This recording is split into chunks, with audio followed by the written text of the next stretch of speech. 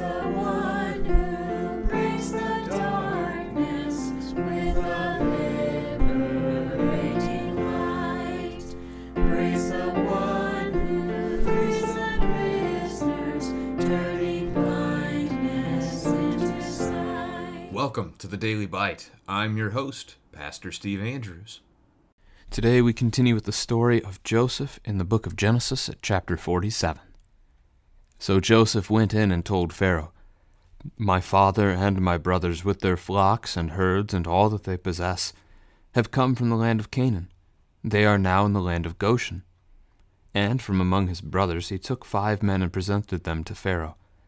Pharaoh said to his brothers, "What is your occupation?"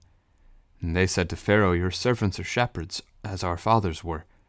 They said to Pharaoh, "We have come to sojourn in the land, for there is no pasture for your servants' flock. For the famine is severe in the land of Canaan. And now, please let your servants dwell in the land of Goshen." Then Pharaoh said to Joseph, "Your father and your brothers have come to you. The land of Egypt is before you. Settle your father and your brothers in the best of the land. Let them settle in the land of Goshen. And if you know any able men among them, put them in charge of my livestock." Then Joseph brought in Jacob his father, and stood him before Pharaoh. And Jacob blessed Pharaoh. And Pharaoh said to Jacob, "How many are the days of the years of your life?" And Jacob said to Pharaoh, "The days of the years of my sojourning are 130 years.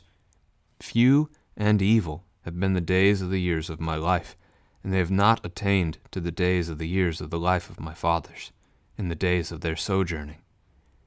And Jacob blessed Pharaoh, and went out from the presence of Pharaoh. Then Joseph settled his father and his brothers, and gave them a possession in the land of Egypt, in the best of the land, in the land of Ramses, as Pharaoh had commanded. And Joseph provided his father, his brothers, and all his father's household with food, according to the number of their dependents. Now there was no food in all the land, for the famine was very severe, so that the land of Egypt and the land of Canaan languished by reason of the famine. And Joseph gathered up all the money that was found in the land of Egypt and in the land of Canaan, in exchange for the grain that they bought. And Joseph brought the money into Pharaoh's house. And when the money was all spent in the land of Egypt and in the land of Canaan, all the Egyptians came to Joseph and said, "Give us food. Why should we die before your eyes? For our money is gone." And Joseph answered, "Give your livestock, and I will give you food in exchange for your livestock if your money is gone." So they brought their livestock to Joseph, and Joseph gave them food in exchange for the horses, the flocks, the herds, and the donkeys. He supplied them with food in exchange for all their livestock that year. And when that year was ended, they came to him the following year and said to him, "We will not hide from my lord that our money is all spent. The herds of livestock are my lord's. There is nothing left in the sight of my lord but our bodies and our land. Why should we die before your eyes, both we and our land? Buy us and our land for food, and we with our land will be servants to Pharaoh.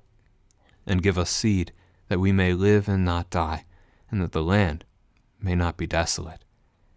So Joseph bought all the land of Egypt for Pharaoh, for all the Egyptians sold their fields, because the famine was severe on them. The land became Pharaoh's. As for the people, he made servants of them from one end of Egypt to the other.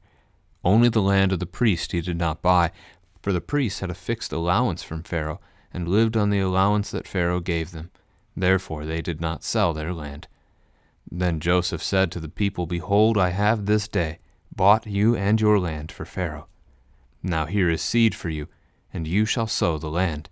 And at the harvest you shall give 1/5 to Pharaoh, and 4/5 shall be your own, as seed for the field, and as food for yourselves and your households, and as food for your little ones."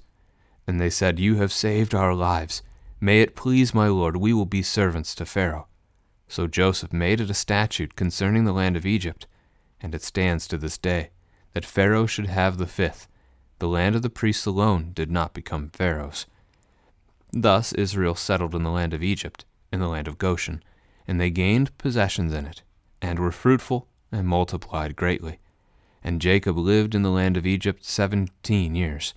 So the days of Jacob, the years of his life, were 147 years. And when the time drew near that Israel must die, he called his son Joseph and said to him, If now I have found favor in your sight, put your hand under my thigh, and promise to deal kindly and truly with me. Do not bury me in Egypt, but let me lie with my fathers. Carry me out of Egypt, and bury me in their burying place. He answered, I will do as you have said. And he said, Swear to me. And he swore to him. Then Israel bowed himself upon the head of his bed. This is the word of the Lord. So our text today is the conclusion of Jacob and his sons moving down into the land of Egypt, specifically the area called Goshen, which is somewhere east of the Nile Delta. So as they have arrived, and they've already begun settling themselves in Goshen, Joseph is going to bring 5 of his brothers. We're not told which 5, whether they're the oldest 5, the youngest 5, or some kind of mixture in between. But he brings 5 of them. And just as he predicted, Pharaoh asked them, What is your occupation? We saw that yesterday, chapter 46, verse 33. Joseph knows his master. He knows the man he's been working for and with over the last 9 years. He knows him well. And they respond, just as Joseph has coached them, to say, Your servants are shepherds, as our fathers were. The Egyptians see shepherds as an abomination. They don't want them around their cities, so this was the opportunity to cast them out and get them to dwell somewhere else. And we did have that as a family conversation point at the end of the text yesterday to talk about why Joseph didn't want them to live in Egypt within the cities, but rather out in the land in the open. And we can't answer that for sure. As a reminder, maybe it's so they could keep what God had given, keeping their livestock and their herds that they've had all these years. It could be that Joseph has seen something about Egyptian way of life, from their faith to other things, that has caused his desire for his own people not to intermingle. Or it could be an affront to the idea of building an empire, that cities are actually not a good thing, and he wanted his people to live outside of the cities. Either way, whatever it is, God works through it in the future in the book of Exodus, as the plagues will not impact Goshen like they will the rest of Egypt. Pharaoh, after hearing from the brothers and their request to dwell in Goshen, he actually turns to Joseph. They've confirmed they're shepherds.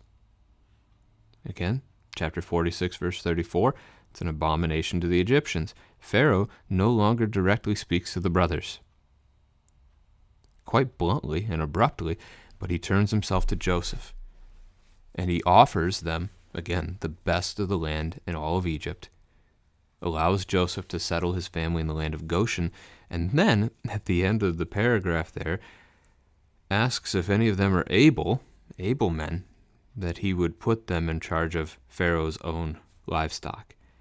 So in other words, he has seen how well everything has gone with Joseph. Maybe that kind of thing has rubbed off on his brothers. So if any of your brothers are like you, let them care for my livestock, that his own material blessing in this world would be increased. So Joseph then brings his father, Jacob, before Pharaoh, and Pharaoh is blessed by Jacob twice, which could be a summary statement. Verse 7 could be the summary, then you get the whole conversation, which ends with Jacob blessing Pharaoh. Or it could be indeed twice that Jacob speaks a blessing. The question becomes, what does it mean that he blessed Pharaoh?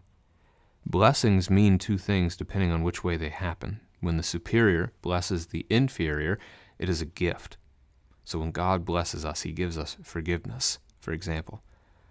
When the inferior blesses the superior, it's a return of thanksgiving. So God forgives us. We're thankful for it. We bless his name. So, which position is which here? Jacob is, by the promise of God, superior to Pharaoh. Pharaoh doesn't have the promise. So it could be that Jacob is bestowing some kind of good, not like worldly goods, but a blessing, a good thing upon Pharaoh, that the Lord would care for Pharaoh.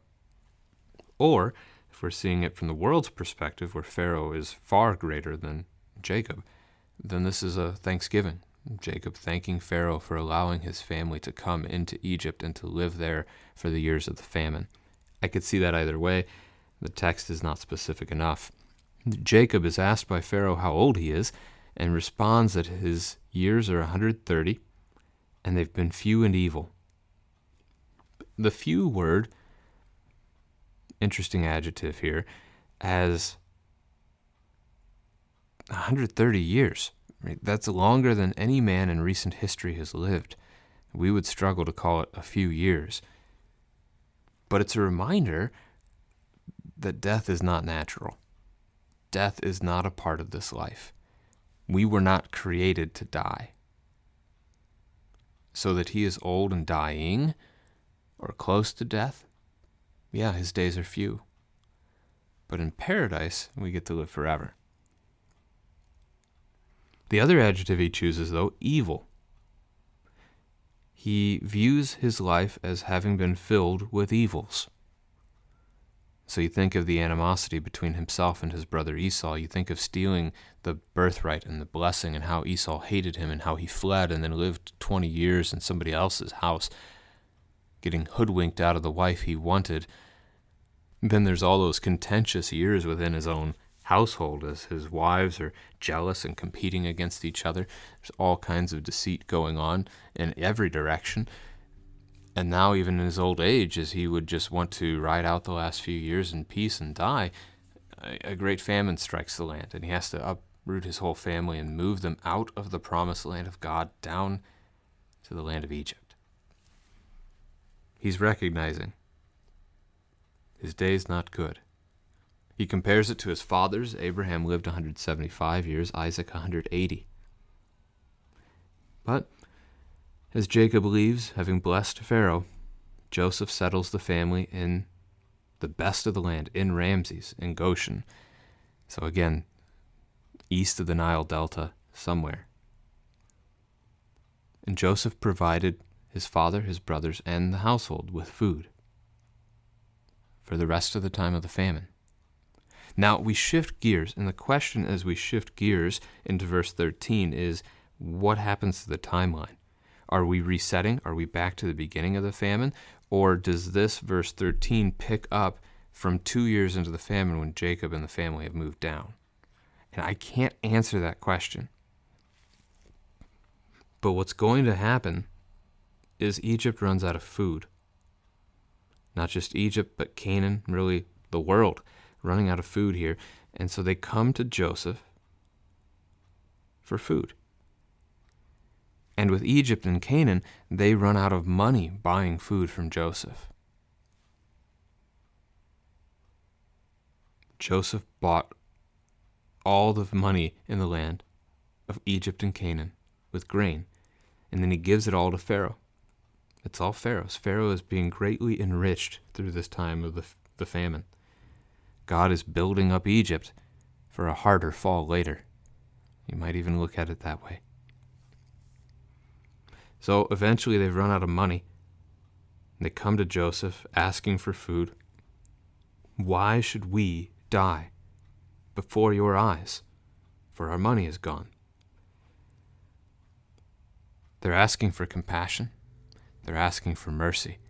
And instead of giving them a gift, Joseph, in a sense, puts the foot down on them here. He makes it hard. He takes their livestock. They have no money. They have no livestock. They have no seed. How are they supposed to recover when the famine's over? They're in a really difficult situation. So indeed, he takes all of their livestock that year in exchange for food. And as the year is over, they come back to him because everything's gone again. Now they have nothing but their body and the land. Why should we die before your eyes, both we and our land? This is a true statement. They would physically die, but the land would just it would go wild, and it would be of no use, of no interest to Pharaoh, no good to his kingdom. So they offer themselves and the land as servants to Pharaoh. Slaves. Pharaoh's own possession, his own property. And so Joseph does. he buys all the land of Egypt for Pharaoh.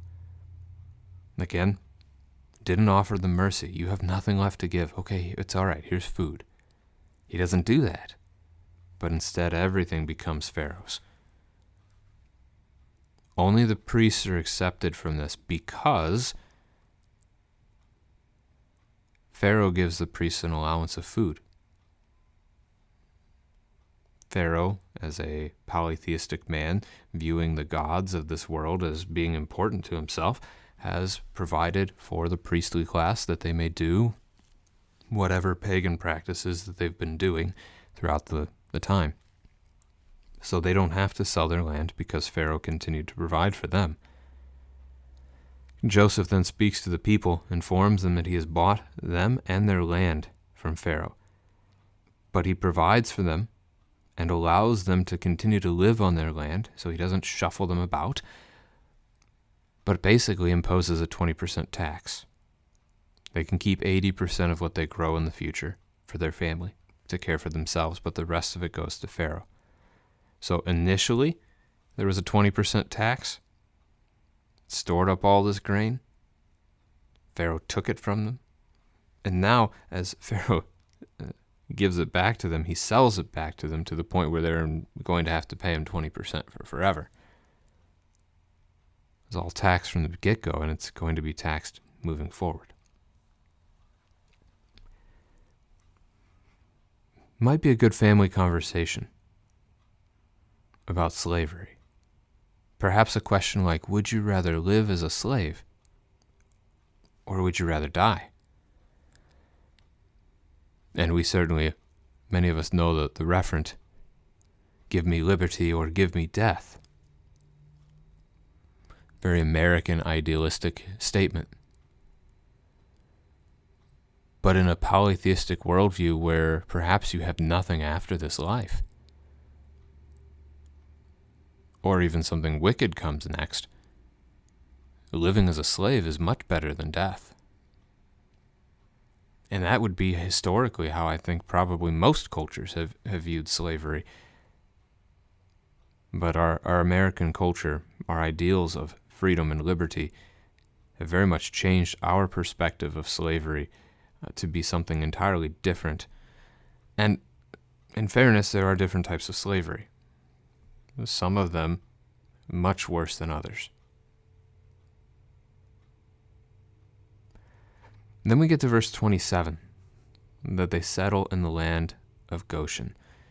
You can ask your children why that will matter later. Why does it matter that they're in Goshen? And see if they can get into the idea of the Exodus and the plagues that come, and how indeed God spares the land of Goshen from the latter plagues, and they only strike the houses of Egypt,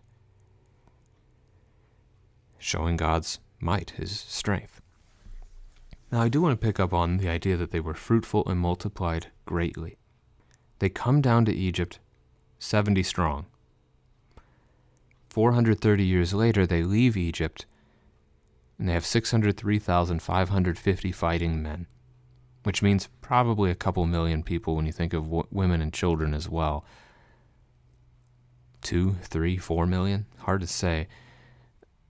The question becomes, how quickly do they have to reproduce in order for that to happen? Here's a pretty strict example illustration. If we make it so that every generation begins, at 20-year points, so every 20 years a new generation, and we have each generation have 2 children, and then they start to die, 60, 70, 80 years later, Israel's population never takes off. With just 2 children a family, they end up 430 years later with 399 people. However, if you give them 3 children per family, that number grows exponentially to 1.5 million. At 4 kids per house, 671 million. And at 5 children per family, 81 billion people. Making it a little more conservative, increasing the rate of death a little bit so that it's maybe more like every 50 years or so. 3.5 children per household as an average would have resulted in 2.8 million people, which isn't a bad estimate for how many were leaving Egypt. And this is described as fruitful. I'm pointing that out simply because a lot of times Christians will have conversations about the command in Genesis 1, be fruitful, multiply, fill the earth, and subdue it. And they ask the question, well, what does that mean? Just how much is fruitful? How many children do we need to have to multiply? This is as close as you'll find anywhere in Scripture to such a thing. Now, I'm not prescribing 3.5 as a number, in part because it's impossible. It would be 3 or 4. But it's the idea that we don't all have to have 12 kids. Not that it's wrong to have 12 kids, but we don't have to, right? If you don't have 12 children, it doesn't mean you haven't done what God gave you to do. You don't have to feel that kind of guilt. Children are a gift, and we should view them that way, certainly. Thank the Lord for children. Thank the Lord for continuing his creation. We don't deserve to go on, but he gives us that grace. Every time there's a new child, a new life. Every time we see a baptism, his kingdom is enlarged, and these are all good things. So I thought it was worthwhile to have that conversation. Jacob lives 17 years after moving to Egypt, dies at 147 years old. Now, that's a bit of a summary statement. We're going to take the next chapter or so and back up now.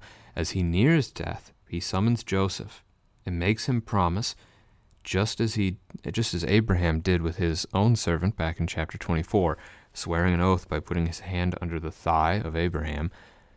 Joseph puts his hand under the thigh of his father Jacob. Essentially, it is the closeness to the loins, the closeness to the spot from which life comes. And Jacob has Joseph swear that he will not bury him in Egypt, but instead take him back to the cave at Machpelah to bury Jacob with the rest of the family. Joseph swears, and then Jacob, Israel, worships God to round out the chapter. Let us praise the Word incarnate, Christ who